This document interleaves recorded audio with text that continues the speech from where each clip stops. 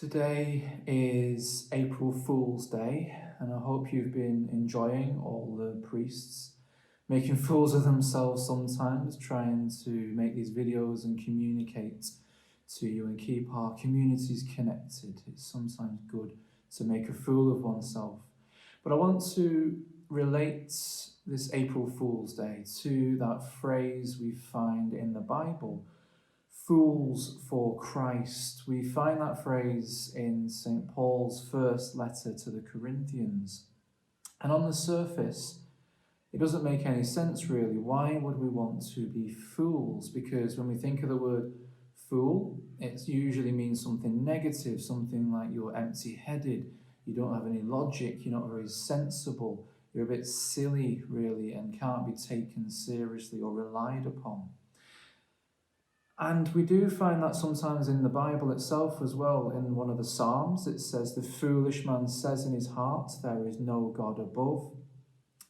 And that's that sense of not being able to see the logic and the sense of God existing. So why does St. Paul say we are fools for Christ? Well, one of the clues comes in the same letter when he says that the cross of Christ is foolishness to some people.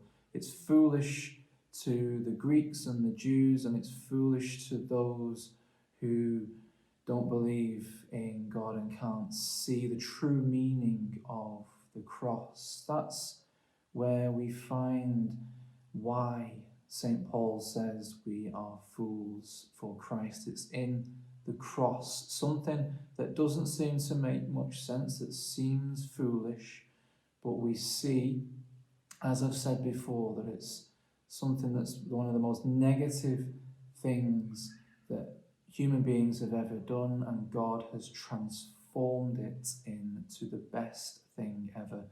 It's the greatest act of love. It's Christ, it's Jesus showing us how to love other people by laying down our lives for them, by putting people before ourselves, by appearing foolish, perhaps, to other people on the surface.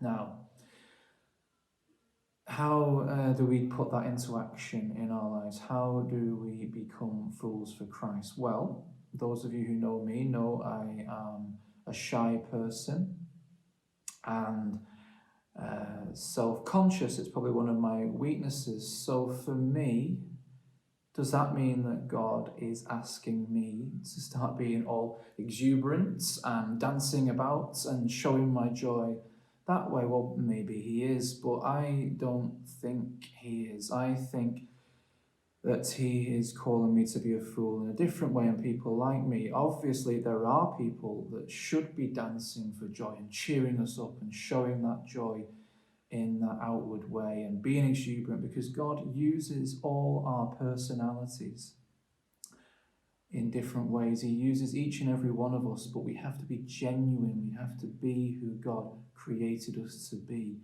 So for me to be a fool for Christ, he probably doesn't want me to go and make a video of me dancing right now. Maybe some other people should do that to cheer us all up. But how do people like myself, or maybe some of you watching, how do we be fools for Christ in our own way?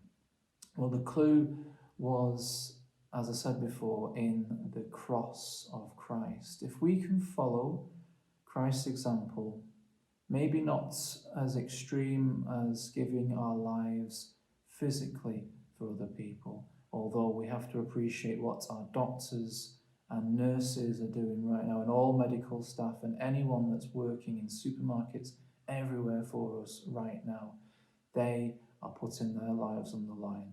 But we will be called to be fools for Christ in a different way. We are called to put other people before us, to defy logic, to be foolish in that sense that we are truly set free, we truly fulfill our lives here as human beings on earth by serving others And there may be a little way we can do that, maybe picking up the phone or going to the shops for someone or anything like that.